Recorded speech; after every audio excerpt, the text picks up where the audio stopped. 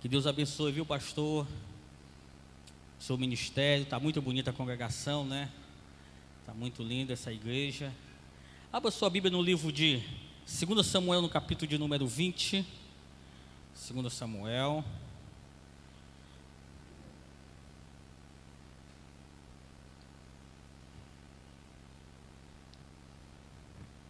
No capítulo de número 20. E o versículo de número 15. Aqueles que foram achando poder ficar em pé. Deus tem uma palavra para o teu coração nessa noite. Talvez você só veio hoje para o culto. A semana não deu certo de você vir. Mas hoje Deus vai falar com você. Hoje Deus te pega. Hoje Deus te renova. Hoje Deus fala contigo nessa noite. Hoje é dia de Deus falar com o teu coração. Amém, irmãos? No livro de 2 Samuel, no capítulo de número 20, versículo de número 15. Versículo de número 15. 2 Samuel, capítulo de número 20, versículo de número 15. Quantos irmãos estão achando? Quando eu terminar a mensagem, irmãos, eu vou sair um pouco rápido, porque vou para a minha congregação. Eu deixei lá um pastor que vai ministrar a palavra hoje. Nosso culto começa às 19, né? Começa às 19 horas, então vai dar tempo de eu chegar. Eu dirijo ali a Assembleia de Deus Filadélfia do bairro do Coqueiral, ali bem pertinho do Feira Center. Versículo de número 15. E vieram e cercaram em Abel de Bet-Maaca e levaram uma barragem contra a cidade. E isto colocado na trincheira. E todo o povo que estava com Joabe batia no muro para derrubá-lo. Então a mulher sábia gritou de dentro da cidade: Ouvi, peço-vos que digas a Joabe: chega-te aqui para que eu te fale. Chegando-se a ela, a mulher lhe disse: Tu és Joabe? E disse ele: Eu sou. E ela lhe disse: Ouve as palavras da tua serva. E disse ele: Ouço. Então falou ela dizendo: Antigamente costumava-se dizer, certamente pediram conselho a Abel, e assim resolveram. Versículo 19: Sou eu uma das pacíficas e das fiéis em Israel, e tu procuras matar uma cidade que é mãe em Israel, porque pois devoraria a herança do Senhor? Então respondeu Joabe e disse: Longe de mim que eu tal faça, que eu devore ou arruíne. A coisa não é assim. Porém, um só homem do monte de Efraim, cujo nome é Seba, diga comigo, Seba, levantou a mão contra o rei, contra Davi. Entrega-me só este e retirar-me-ei da cidade. Então disse a mulher Joabe: Eis que te será lançada a sua cabeça pelo muro. E a mulher, na sua sabedoria, foi a todo o povo e cortaram a cabeça de Seba e lançaram a Joabe. Então este tocou a trombeta e se retirou da cidade, cada um para sua tenda, e Joabe voltou a Jerusalém. Poder sentar, meus irmãos. É aqui onde eu vou transmitir a palavra de Deus para o seu coração. Talvez você nunca ouviu alguém pregar essa mensagem. Aleluia. Por isso eu gostaria que você atentasse com muita atenção para a palavra do Senhor. Eu quero nessa noite vos falar sobre o poder do grito. Isso mesmo, o poder do grito. Dentro desse contexto, dentro dessa história, você vai entender. Há um ditado popular, um adágio popular que por causa de um grito se perde a boiada. Não é verdade? Por falta de um grito se perde a boiada. Isso é uma realidade. O boiadeiro, meus irmãos, ele vai atrás e o gado vai na frente. Ele vai gritando, ele vai fazendo aquele som da sua boca, e o boi não passa nem para a direita e nem para a esquerda. Ele vai continuando e ele anda quilômetros e quilômetros só com o grito do boiadeiro. Por causa do grito se perde a boiada. Você já vai entender o que eu quero dizer com isso. Amém? Eu trabalhava no ano de 2015 num presídio de menor infrator. Lá nós não usava arma, isso em 2015. Menores infratores, latrocínio, homicida 14, 33, só menino bom. Lá nós não usava arma porque era instrutor educacional. Mas o que a gente usava? a palavra. Volta, senta, se deita, vai para a direita, saia da cela, só o grito. E eles obedeciam. Aleluia, o poder do grito. Para que você possa entender melhor essa história sobre Seba, a Bíblia vem nos falar no livro de 2 Samuel, no capítulo de número 15, no versículo de número 6, que havia um homem chamado Absalão. Absalão era filho do rei Davi. Absalão, meus irmãos, ele queria o trono de Davi. Só que havia uma promessa, a promessa da cadeira, a promessa do trono, a promessa da coroa, não seria para Absalão, mas sim seria para Salomão. Aleluia. Todos ali sabiam que a promessa, quando Davi entrasse em óbito, a promessa da cadeira, quem seria rei em Israel seria Salomão. Mas Absalão, meus irmãos, a Bíblia vem nos falar que Absalão ele ficava perto do palácio, quando alguém chegava para se aconselhar com o rei, para se aconselhar com o rei Davi. A Bíblia vem nos falar que ele furtava o coração do povo de Israel. As pessoas se inclinavam para ele em obediência, porque era filho do rei Davi. Ele dizia: não faça isso, se levante. Se eu fosse rei em Israel, para que eu possa julgar a sua causa.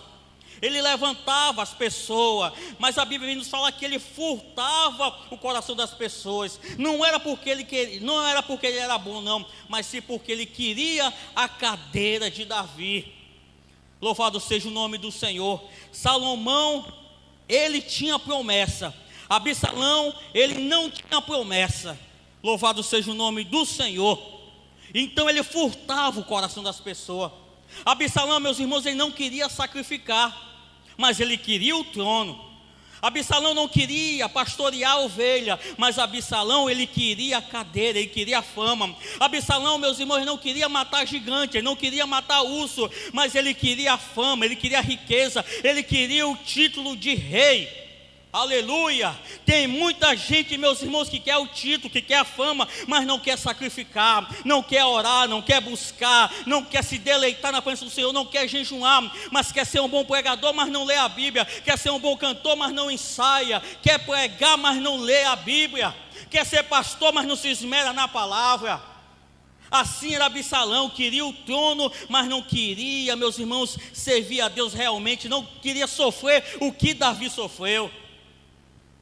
Ele chega para o seu pai e diz: pai, eu fiz um voto na cidade de Hebrom. Lá na cidade de Hebrom eu fiz um voto, e eu quero pagar esse voto. E o seu pai disse: vá, meu filho, pagar o seu voto na cidade de Hebrom. E ele chama, ele chama 200 soldados. A Bíblia nos fala que os 200 soldados estavam todos na sua inocência, não sabiam o que passava na mente de Absalão. Os 200 soldados não sabiam o projeto, o plano maligno que estava no coração de Absalão. Absalão leva aqueles 200 soldados até a cidade de Hebrom, e quando eles chegam na cidade de Hebrom, ele diz o seguinte: agora eu sou rei em Hebrom, toque a buzina.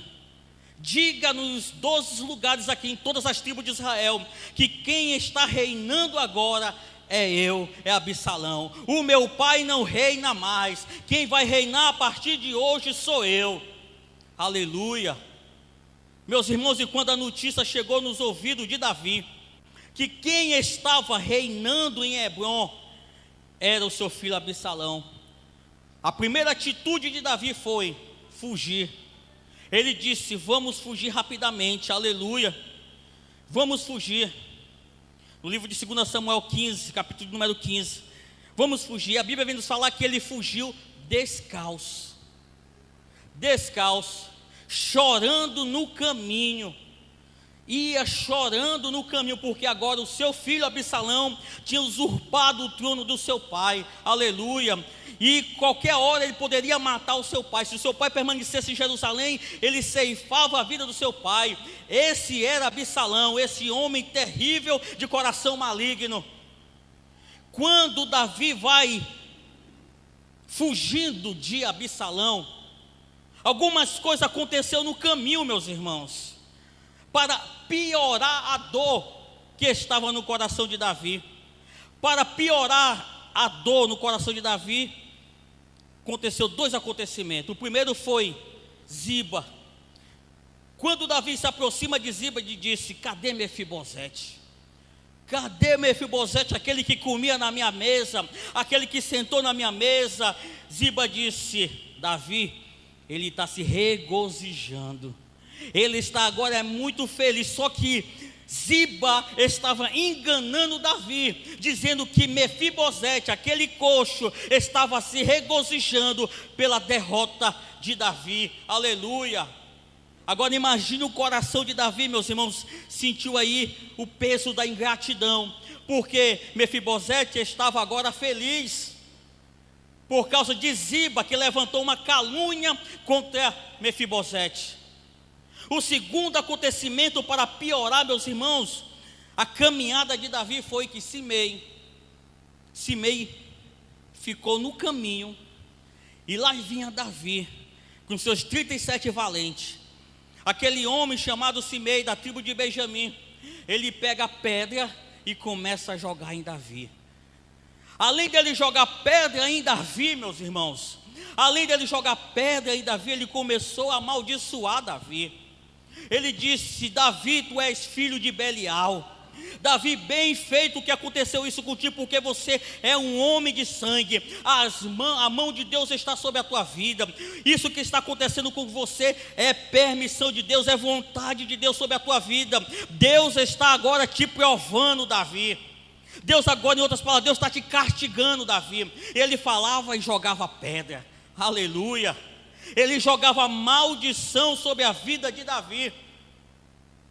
E um dos 37 valentes de Davi, chamado Abisai, disse: meu rei, deixa eu só cortar a cabeça dele, deixa eu cortar a cabeça desse filisteu, deixa eu cortar a cabeça desse homem que está jogando maldição sobre a tua vida.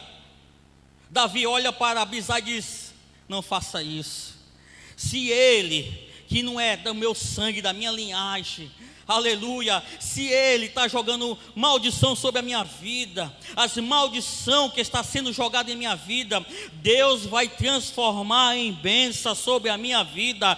Tudo que Simei está jogando sobre mim não será maldição, mas sim será a bênção. Deus vai transformar as maus palavras dele em vitória sobre a minha vida. Louvado seja o nome do Senhor. Pega essa palavra nessa noite. Isaías 54:17 diz que toda ferramenta preparada contra ti não prosperará.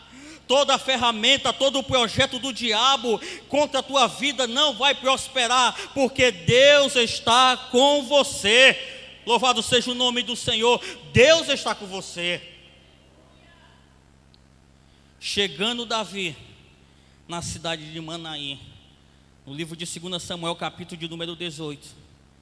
Cidade de Naim significa acampamento dos anjos. Chega Davi nessa cidade, ele chama o capitão Joabe e disse: capitão Joabe, na guerra contra o meu filho Absalão, não mate, porque ele é meu filho.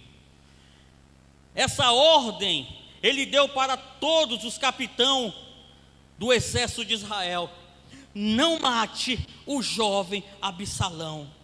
Traga ele de qualquer forma, amarrado pelos pés, pelos braços, mas traga ele, não toque no meu filho, não ceife a vida do meu filho. A guerra começou. Absalão contra Davi. O exército de Absalão contra o exército de Davi. A Bíblia vem nos falar, meus irmãos, que 20.000 homens caíram mortos. O exército de Absalão perdeu a guerra, e agora Absalão estava fugindo com medo de morrer. Aleluia. Absalão agora estava fugindo com medo da morte, e na fuga ele se engancha em um galho e fica suspenso naquele galho. Um soldado olha e vê Absalão suspenso. Aquele soldado corre e diz para o capitão Joabe: Joabe, eu vi Absalão suspenso em uma árvore. O capitão Joabe disse: por que você não matou ele? Eu te daria agora 10 moedas de prata e um cinto. Se você tivesse ceifado a vida dele ali, eu te daria 10 moedas de prata e um cinto. Aquele soldado disse: ei, eu escutei quando o rei falou: não toque no meu filho, não toque, não ceife a vida do meu filho. Ainda que tu me desse 1000 moedas de prata, eu não tocaria no filho do rei. Ele disse: eu estou perdendo tempo contigo. O capitão Joabe disse: eu estou perdendo tempo contigo. E correu e matou Absalão. Quando chega nos ouvidos de Davi, meus irmãos, que Absalão está morto, ele começa a chorar. Chora amargamente. Ah, Absalão, se eu tivesse morrido no teu lugar. Esse é o coração de pai. Mesmo o filho sendo rebelde, ele diz: ah, Absalão, por que tu não ouviu os meus conselhos? Por que tu não ouviu a minha voz? Por que tu não atendeu os mandamentos de Deus, Absalão? Se eu tivesse morrido em teu lugar. Davi chorou grandemente. Agora, Davi estava voltando para Jerusalém. Quando Davi estava voltando em Jerusalém, aconteceu algo muito interessante. O que foi? Aquele homem, Simei, quando vê Davi chegando em Jerusalém, aquele que jogou pedra em Davi, quando vê Davi voltando para o trono, ele se prostra diante de Davi e diz: me perdoe, eu estava louco, eu agi loucamente, me perdoe. Davi disse: vá para sua casa, hoje ninguém vai morrer em Israel.